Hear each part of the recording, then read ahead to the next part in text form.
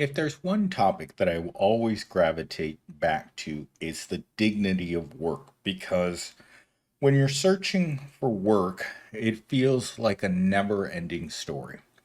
You look through Indeed, you see the jobs that are available, you come back the next day, and the jobs that you saw last week are open again. You reapply to jobs, and it will tell you that you've applied to this job before. And the cycle just continues as if nothing were changing, as if the world, instead of being able to help you out, is deliberately hurting you by not being able to give you a job that has meaning, that has anything beyond being just a regular job. A job where you punch the clock at a certain time, you let your eyes roll back into your head for 8 hours, and then you kind of like come back into reality. And it's like, well, it's time to go home and sit and look for work again. Or if you're like myself, you have to come home and work more. But what we really want is to work a lot less. And while we're going through the want ads, searching for a better job, a reoccurring theme while searching for a better job is that it's not there. And once you've been in this cycle enough times, you realize that the getting a better job isn't about anything other than finding something that someone's tossed away on the floor and picking it up and running away with it. That's how good jobs are. And if you're like myself, you've only found a $20 bill on the ground in your entire life, maybe three separate times. The rest of your life, you've had to earn every penny that you have. And that to me is frightening because it means that tens of millions of people are all looking at the same job ads, right? Because there's only so many open jobs in this world that allow you to keep even a fraction of your dignity and even less of your rear end.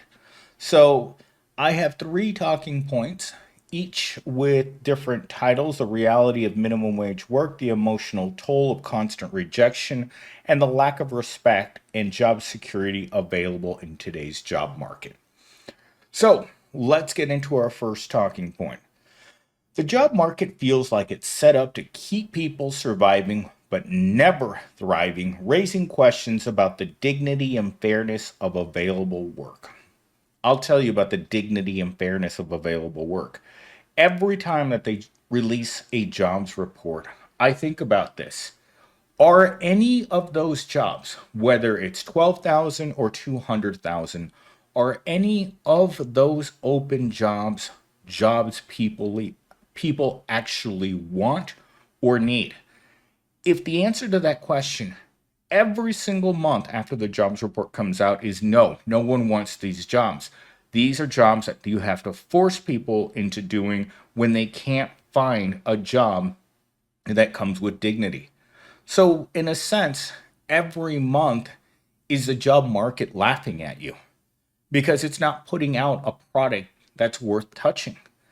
Every month, there's a flaming bag of dog doo that we call the jobs report.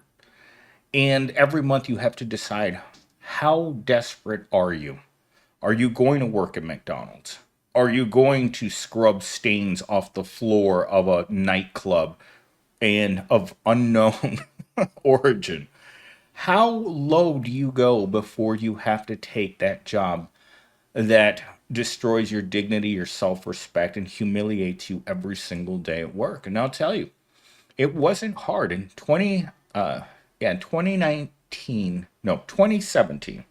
I worked in retail from 2017 to the end of 2019. So I was at this retail job for 2.5 years, and you guys know what job it was. It came with a blue vest and a goofy hat, and people that both your coworkers and customers treated you like you were a stain on the back of a toilet. And so you had to somehow come to terms with The fact that you were never going to thrive in that job was never designed to move you towards more comfortable surroundings. There were no luxuries built into that job. And the fairness of that job was absolutely, completely, and totally unfair. You felt like you were underemployed. And the worst part is that in order to get this same job, you have to lie about your education. If you walk into Target and you tell the hiring manager that you have a master's degree, whatever, they are automatically going to go on the defensive because they don't like hiring educated people. And the reason for that is educated people want more. They want to be compensated for the fact that they're educated. When the reality is that that hiring manager really needs to look at someone that maybe dropped out of high school, or a person that's looking just to make a couple of bucks in order to do something with it, a person that's temporary. We become a society of temporary positions because it's cheaper in the long run for every corporation in America to offer jobs that do not come with job security or benefits of any kind. In fact, the other day I was talking to one of my Susie Roddencrotches, and she told me that her health care plan is to talk to her coworkers about anything that's going on with her. That's her health care because she cannot get any sort of health care with her level of employment. And I think it's by design that people are feeling this way, that you feel as if your job search doesn't matter because you don't matter. When you look in the want ads and you look at what they're offering for what you're going to have to do, for what you need to do, for what you're offering, there's nothing fair about it. In fact, I would say that it goes in the very opposite direction. You're not going to thrive there. You're not going to be there long. And for the most part, your boss may never decide to even bother to learn your name. My boss doesn't even capitalize my name when he sends out messages to the corporation. And I'm like, I didn't think it was a big deal until I started noticing that it was intentional. It was his way of showing his disdain for all of the workers. Like, you're not going to be here long. We don't want you here. And once your boss decides that he doesn't want you there and he's going to make a point of getting rid of you before you get rid of them, because your boss's boss usually has nothing to do with what's going on in the lower tiers of the job. They're more concerned with the global picture.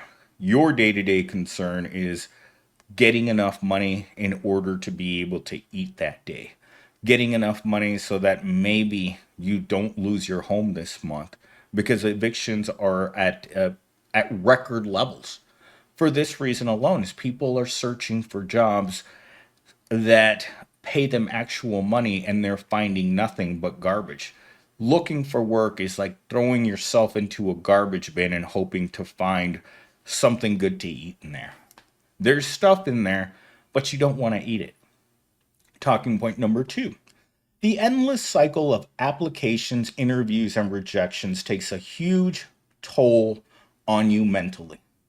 The rejections to me are the worst part. I've walked into job interviews where I thought I had a great job interview. Everyone seemed like they were smiling, and then they don't call you back. 2 days go by, 3 days go by. You call them on the fifth day, and they just let you know it doesn't seem like you were a good fit for this position. You didn't seem like you knew what you were applying for. They make all these excuses as for why they didn't hire you. And the next week, when you get on Indeed, the job is posted yet again. And you wonder, it's like, why did I waste my time? Why do I keep wasting my time filling out endless applications, going to interviews where they've already made their decision that they're not going to hire me because they don't like the way that I look, or accept the fact that if they don't call you back within 24 hours, it's an automatic rejection? Unless someone that they hired decided that they didn't want the job. And this happens all the time at my current job, where people will go through the process, get hired, get onboarded, and then at the last minute decide, you know what? I can do better than this, and then back out and go look for another job. Because in that situation, the person has made a decision that, you know what, I've done all of these things, but this job just doesn't, it's not lining up with my career goals. It has nothing to do with my education. It has nothing to do with what I plan on doing long term. And it's not going to benefit for me to sit here and just spin my wheels, not getting anything out of it. And I've had to do that for most of my life. Working in retail, working in a call center, working in a warehouse doesn't benefit you. This is what I've told thousands of people. If what you're doing isn't giving you any sort of skill or any sort of benefit that will allow you to use this experience in order to get a better job, you're wasting your time. And it seems like America is built on wasting the time of everyone that's out there looking for work. Because if you spend 5 years working as a cashier at even a nicer place, let's say you're working as a cashier as a Whole Foods, and you look at your resume and it's based entirely on a liberal arts education, you just wasted 5 years where you didn't get more experience to earn a better job. What you've done is you've almost cemented yourself into staying at the bottom, because now a potential employer is going to look at you like, well, I don't see any real work experience on this resume. I see McDonald's, I see an Amazon warehouse, and I see a person working overnight stocking in a retail store. How is that beneficial to the company? What skills are you bringing to the company to make us pay you more? And the fact is that you don't have anything to say in that situation other than, I just needed to find a job because I needed money. Your future employer doesn't care that you were struggling to stay to survive, to stay afloat by working any job. And that's why that expression I hate so much out there, any job is a good job, is a complete and total misleading statement, because it's not true. All you do when you take work that's not related to your main career is you hurt yourself in the long run, because it's not even like working. It's it's garbage on your resume. And most of those jobs, I would say, for me, because of the type of work that I look for, I can't put Walmart, I can't put call center, I can't put warehouse on my resume because it would look bad. It's like, why aren't you working in your main profession? And if you tell them that you can't find a job, it's going to look bad on you. And this is why I added this extra part for this particular talking point. The stigma surrounding unemployment or low wage work only adds to the feeling of failure, even though the problem often lies in systemic issues, not personal shortcomings. When they see those kinds of crap jobs on your resume, it is instantly your personal shortcomings as to why you couldn't find a better job. Not the fact that there are limited jobs, not the fact that there is enormous competition, and the fact that there is immense effort being put on your part in order to find a job that pays you enough money so that you don't have to work 3 jobs. So you're not working 200 hours at the minimum wage, because any future employer that sees that you're working 3 jobs simultaneously and yet you're still here interviewing for this particular job is going to look down upon you. The stigma around people who aren't successful is very hard to overcome, if not impossible.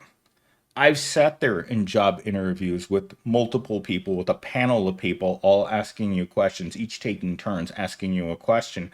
And the second that they don't like one of your answers, that's when the interview goes south. And you know that wasting your time in that interview, even wasting your time bothering to show up, was not worth it. You wasted part of your day. You could have been doing anything else. Hell, you could have been scratching your rear end and it would have been a better use of the time that you took to go to this interview.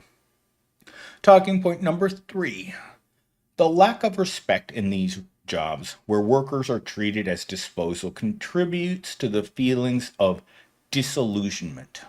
Disillusionment. That's pretty that's a pretty soft throw there.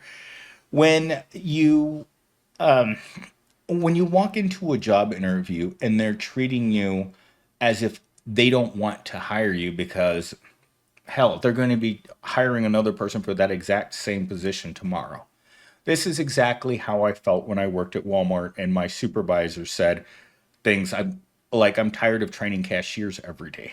The reason for that is like the reason for any job. You walk into an interview and sometimes these interviews, I've been in interviews, group interviews, right?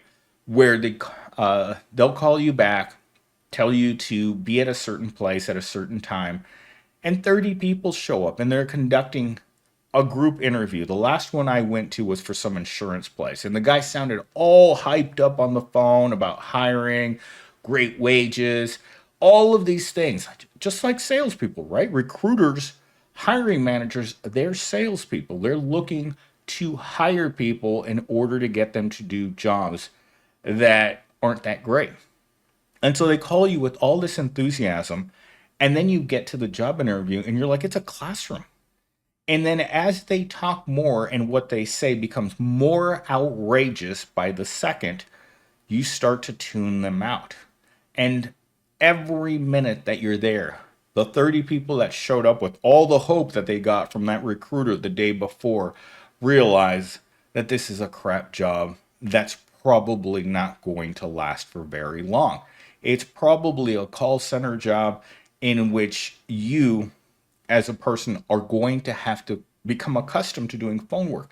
And someone asked me the other day, how good are you on a phone? And I'm like, I'm not good at all. I don't like talking on the phone. I don't like interacting with people. And the last thing I want to do is try to call you to take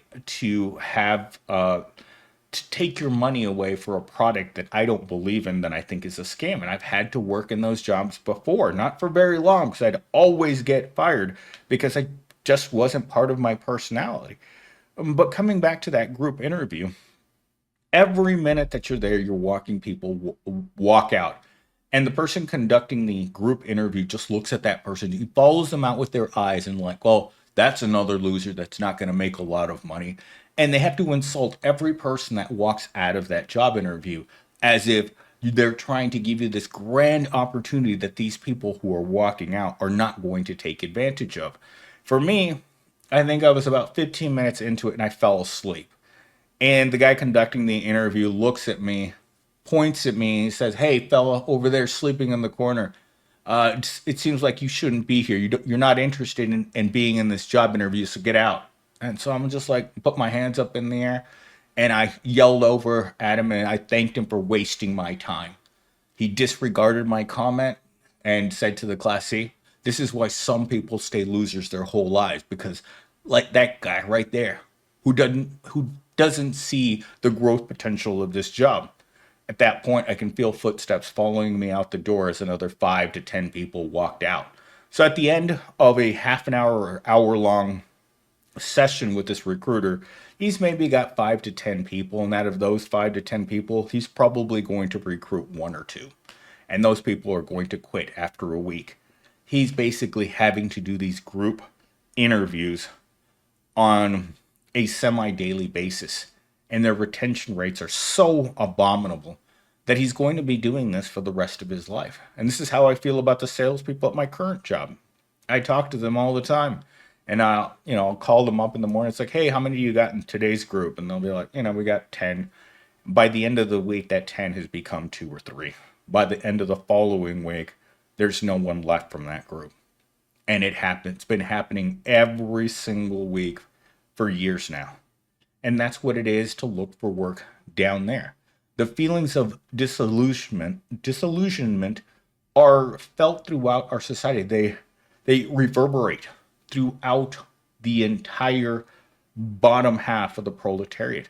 There's nothing good out there for us.